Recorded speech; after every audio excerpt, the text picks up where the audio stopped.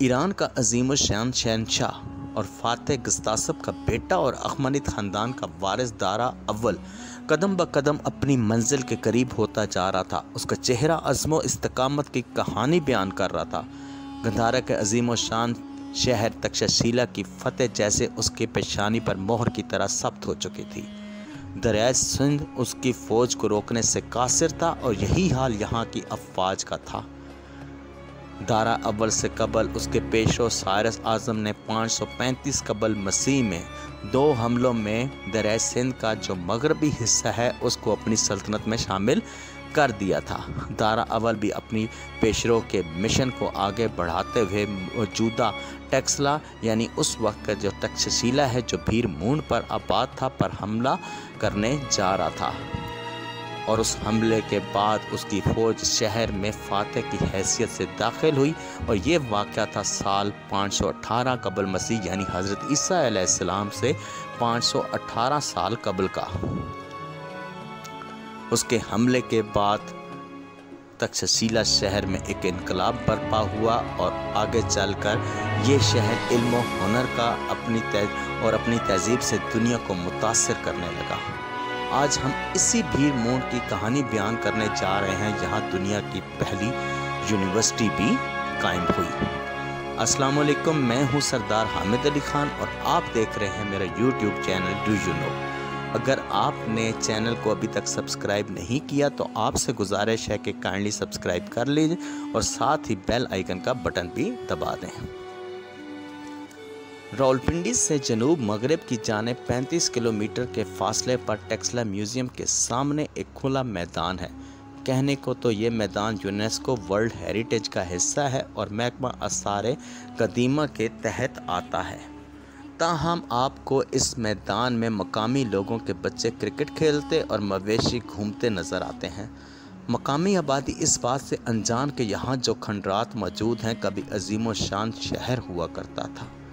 اس وقت کی 3 عظیم شہراؤں کے سنگم پر موجود تکششیلا آج خاموشی سے یہاں آنے والوں کو اپنی داستان بیان کر رہا ہے۔ اس شہر کی چکا چوند جس سے ایک دنیا متاثر تھی آج خاموشی کی زبان میں بدل چکی ہے۔ بھیر مونڈ پر شہر آبادی کے لحاظ سے دوسرا شہر ہے۔ اس سے قبل جو آبادی تھی وہ ہتھیال مونڈ پر تھی جو کہ سرکب سائٹ سے شمال مغربی کونے پر موجود ہے، اور یہ آبادی 1000 قبل مسیح یعنی 1 ملینیم BC میں ہوئی تھی۔ تاہم ہم بات کر رہے ہیں بھیر مونڈ کی، تو بھیر مونڈ کے بارے میں خیال کیا جاتا ہے کہ یہ 800 سے 525 قبل مسیح میں آباد ہوا، اور اس بات کی نشاندہی یہاں سے لال رنگ کے جلے ہوئے برتن ملنے سے بھی ہوئی ہے۔ بھیر مونڈ شہر کو دنیا کے سامنے لانے کا سہرا سر جان مارشل کے سر ہے، جنہوں نے 1913 سے 1925 تک اس علاقے میں تکششیلا شہر کے آثار دریافت کرنے میں اپنا کردار ادا کیا۔ بھیر مونڈ کے کھنڈرات غیر متوازی ہیں، مکان بغیر کسی ترتیب کے بنے ہوئے ہیں، اور یہ 1 کلومیٹر کھنڈرات جو ہیں یہ 1 کلومیٹر شمالاً جنوباً جبکہ 600 میٹر شرقاً غرباً موجود ہیں۔ شہر کی گلیاں تنگ ہیں اور پلاننگ تقریباً نہ ہونے کے برابر ہے۔ گھروں کے باہر کھڑکیاں اس وقت موجود نہیں ہوتی تھیں، بلکہ ان کے گھروں کی کھڑکیاں سین میں کھلتی تھیں، اور سین کے گرد 15 سے 20 کمرے ہوا کرتے تھے۔ کھنڈرات کی دریافت کے بعد اس شہر کی تعمیر کو 4 سطحوں میں تقسیم کیا گیا ہے، جن کو سٹارڈم کہتے ہیں، جس میں جو سب سے پہلی اور پرانی سطح ہے وہ اخمنید دور کی ہے یعنی فارسی ایرانی دور کی ہے، اور اب یہ جو تقسیم کی گئی ہے دراصل اس کی تقسیم آپ کہہ سکتے ہیں مصنوعی ہے، اور اس کے جو حوالے سے جو چیزیں ہیں وہ یہاں سے نہیں ملی، تاہم کچھ سکے جو ہیں وہ دریافت ہوئے ہیں۔ اس تقسیم کو دارا اول کی جو خودنوشت ہے، آٹو بائیوگرافی ہے، اس میں سے لیا ہے، جس میں اس نے ذکر کیا ہے اس شہر کو فتح کرنے کا اور اس उसको गंधारा का जो सारा इलाका था उसको 20वां सूबा बनाया था। ये जिक्र उसकी किताब के अंदर वहाँ पर उसकी तहरीरों के अंदर मौजूद है। इसके बाद जो दूसरी सतह मिली है वो है राजा अम्बी की दौर की और सिकंदर आज़म की दौर की, यानी 331 से 326 कबल मसीह के दौर की है। और उसके बाद की जो तीसरी सतह है वो मौर्यन दौर की है जो 316 कबल मसीह से शुरू होता है। और चौथी जो सतह है वो मौर्यन दौर के बाद की है। तक्षशिला यानी भीर मूंड में जो अखमनी सल्तनत था, इसके अंजाम के हवाले से या इसके अख्ताम के हवाले से कहा जाता है कि जिस टाइम सिकंदर आज़म ने हमला किया ईरानी सल्तनत के ऊपर, अखमनी सल्तनत के ऊपर, तो उसके साथ ही तक्षशिला में राजा अम्बी ने, जबकि जेहलम और चनाब के दरमियान राजा पोरस ने अपनी आज़ादाना मुमलकत के क़याम का ऐलान कर दिया। राजा अम्बी ने अपना जो दारुल खिलाफा जो था तक्षशिला को करार दिया और उसका जो अपना इलाका था वो दरिया सिंध से लेकर जेहलम तक का था। लेकिन ये आज़ादी ज़्यादा अरसा नहीं चली। सिकंदर आज़म की सूरत में मैसेडोनिया से जो तूफ़ान उठा था, जो ईरान को अपनी लपेट में ले चुका था और अफ़गानिस्तान में दाखिल हो चुका था, जल्द ही इस इलाके का रुख करने वाला था। अब यहाँ इस बात का भी जिक्र करना ज़रूरी है कि जिस टाइम राजा अम्बी इस इलाके में हुक्मरान था तो उसकी राजा पोरस के साथ नहीं बनती थी। और जब सिकंदर आज़म 326 कबल मसीह में उनके मकाम से सिंध के इस इलाके में जो राजा अम्बी के ज़ेर नगीं था दाखिल होने लगा था, तो राजा अम्बी अपनी अफवाज के साथ सिंध के मशरक़ी किनारे पर पहुंचा। जब सिकंदर आज़म ने यह देखा कि राजा अम्बी अपनी फ़ौज के साथ पहुंच चुका है तो उसने अपनी फ़ौज को सफ़ आरा का होने का हुक्म दे दिया। लेकिन राजा अम्बी फौरी तौर पर कश्ती के ज़रिए दरिया पार करके सिकंदर आज़म के पास पहुंचा और उसके हमरा उसके मुलाज़मीन भी मौजूद थे। वहाँ पर सिकंदर आज़म को उसने कहा जाता है 200 से 600 टैलेंट चांदी थी वो पेश की थी। और अगर आज के दौर में इसका हिसाब लगाया जाए तो चांदी जो थी कम से कम 5600 किलो और ज़्यादा से ज़्यादा 16,800 किलो थी। इसके अलावा उसने 30 हाथी भी पेश की और 5000 सवारों का दस्ता भी पेश करने की इजाज़त चाहिए।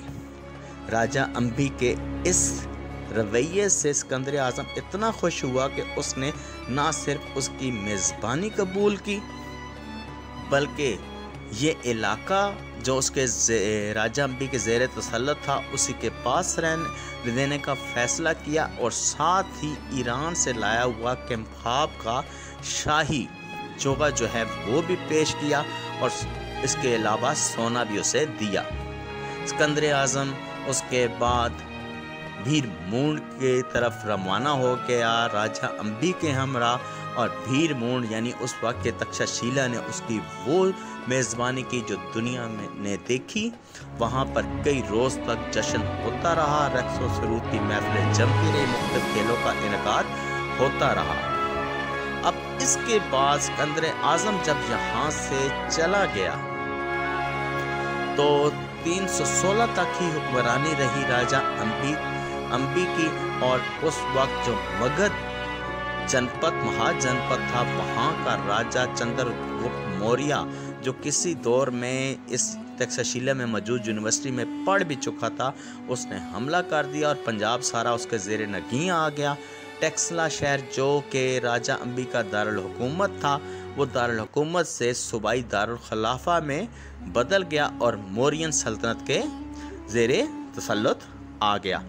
ताहम जो इसकी इल्मी अहमियत थी या इसकी जो तरक्की का सफ़र था, खुशहाली का जो सफ़र था वो चलता रहा। और इस खुशहाली की जो सिकंदर आज़म के साथ जो मौरख आए थे उन्होंने भी अपनी तहरीरों में गवाही दी है कि यह इलाका कितना ज़्यादा खुशहाल था। चंद्रगुप्त मौर्य के बाद उसका जस्ट बेटा जो है बिंदुसार हुक्मरान हुआ तो उस दौर के अंदर اس کا پوتا چندرگپت موریہ کا اشوک اعظم جو تھا اس کو اس علاقے کا گورنر بنایا گیا، اور یہاں پر اشوک اعظم نے رہائش بھی اختیار رکھی۔ جس ٹائم اشوک اعظم جو ہے وہ خود راجہ بنا اور اس نے بدھ مذہب اختیار کیا، تو تکششیلا شہر میں پہلی جو مونکس تھے بدھ مت مونکس ان کو آباد کیا، اور پھر اسی شہر سے بدھ مت کا جو پرچار تھا، جو بدھ مت کی تعلیم تھی، وہ دیگر علاقوں میں کی، دیگر ممالک میں کی گئی، اور باقی ممالک جو ہے وہ بدھ مت اختیار کرتے گئے۔ یہ اشوک اعظم ہی تھا جس نے یہاں کا مشہور اسٹوپا دھرما راجی کا اسٹوپا تعمیر کیا، اور اس میں ریلکس جو تھیں بدھا کی وہ دفنائی۔ وقت گزرتا گیا، کئی بادشاہوں نے یہاں پر حکومت کی۔ سال 186 قبل مسیح میں موریہ سلطنت اپنی آخری سانسیں لے رہی تھی، تو اس وقت مورین راجہ بریہدرتھا جو ہے اس کو اس کے جو گریک بیکٹرین کنگ تھا ڈیمیٹریس ون کا داماد بھی تھا، اس کو اس کے اپنے ہی ایک جنرل جس کا نام پشیا مترا شنگا تھا، اس نے اس وقت قتل کر دیا جب وہ افواج کا معائنہ کر رہا تھا۔ اس کے بعد شنگا ڈائنسٹی جو ہے اس کا آغاز ہوا، جیسا کہ پہلے بتایا جا سکے، کیونکہ یہ ڈیمیٹریس ون کا داماد بھی تھا اور ساتھ ہی ان کا الائی بھی تھا۔ اس بات کا غصہ ڈیمیٹریس ون کو بہت آیا کہ اس کے داماد کو قتل کر دیا ہے، تو وہ اپنی فوج لے کر 184 قبل مسیح میں تکششیلا کی جانب روانہ ہو گیا، اور یہاں پر اس نے حملہ کر دیا، اور اس تکششیلا کو جو بھیر مونڈ پر آباد تھا، اس شہر کو اپنے اور اس تمام علاقے کو اپنی راجدھانی کے اندر شامل کر لیا۔ سال 180 قبل مسیح میں ڈیمیٹریس ون کے حکم پر بھیر مونڈ سے نزدیک ہی ایک نیا شہر آباد کیا گیا، جو کہ بہت ہی پلانڈ شہر تھا، جو کہ بہت ہی سیکولر شہر تھا، اور وہ بعد میں بہت بڑا تجارتی مرکز بنا، جس کے کھنڈرات آج بھی سیاحوں کو حیران کر دینے کے لیے کافی ہیں۔ اس کی گلیاں ایک ترتیب کے ساتھ ہیں، مکان ایک ترتیب کے ساتھ ہیں، دکانیں خاص جگہ کے اوپر موجود ہیں، محل بالکل آخری کونے پر موجود ہے، اور جس کو آج دنیا سرکپ کے نام سے جانتی ہے۔ اس آبادی کے بعد یعنی سرکپ آباد ہونے کے بعد بھیر مونڈ جو تھا وہ اپنی اہمیت ختم کرتا چلا گیا۔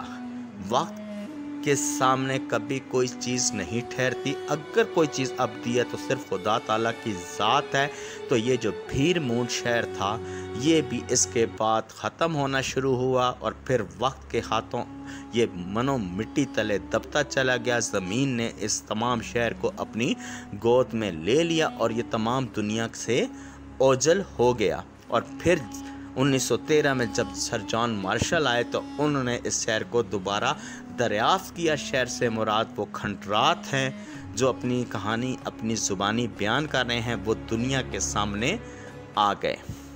یہ ایک ایسا شہر تھا کہ جس کی عظمت رفتہ کی کہانی جو تھی وہ دنیا کے تمام ممالک میں کونے کونے تک پہنچی ہوئی تھی۔ جیسے انگریزوں کے دور میں برصغیر کو سونے کی چڑیا کہا جاتا تھا، ویسے ہی یہ تکششیلا شہر بھی تھا۔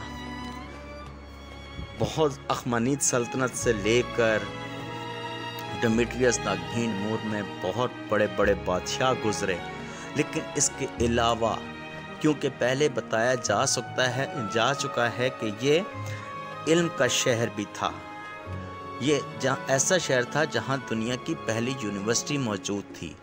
تو چندرگپت موریہ جیسا عظیم بادشاہ جس کی سلطنت افغانستان تک موجود تھی وہ یہاں پر پڑا۔ اس کے علاوہ جو لنگوسٹک ہے سنسکرت زبان کا پہلا، جس کی آج بھی جو کتاب ہے ایک دنیا کو متاثر کر رہی ہے، اور آج بھی جو ایکسپرٹس ہیں اسی کی طرف رجوع کرتے ہیں، یعنی میری مراد پانینی سے ہے، وہ یہاں پر رہا۔ चंद्रगुप्त मौर्य का इंतहाई बाअसर वज़ीर और पॉलिटिकल साइंस का बानी भी कहा जाता है। कौटिल्य यानी चाणक्य जो है, जिसकी भी एक किताब मौजूद है, वो भी यहाँ पर रहा। उसके अलावा फादर ऑफ मेडिसिन जिनको कहा जाता है, और वैदिक में जिन्होंने प्रैक्टिस की और पहली ब्रेन सर्जरी भी यहाँ पर हुई है, जो महर्षि चरक हैं वो यहाँ पर थे। इसके अलावा अगर देखा जाए तो जीविका जो कि महात्मा गौतम बुद्ध के पर्सनल जो मौलज थे, जो शाही मौलज भी थे, वो यहाँ पर रहे। और इस तरह बहुत सारे एक लंबी लिस्ट है अजीम लोगों की जिन्होंने यहाँ पर राइश इख्तियार की, यहाँ से पढ़ा भी, तो वो भी यहाँ पर मौजूद थे। लेकिन बकौल शायर हुए नामवर बेनिशां कैसे कैसे, हुए नामवर बेनिशां कैसे कैसे, ये ज़मीं खा गई आसमां कैसे कैसे। अब आप अपने होस्ट सरदार हामिद अली खान को इजाज़त दें। अगर कोई गलती कोताही हुई हो तो उसके लिए माजरत ख़्वाह हैं। अब आपके साथ मिलते हैं तक्षशिला सीरीज़ की अगली वीडियो में। तब तक के लिए आपसे इजाज़त। खुदा नेगहबान।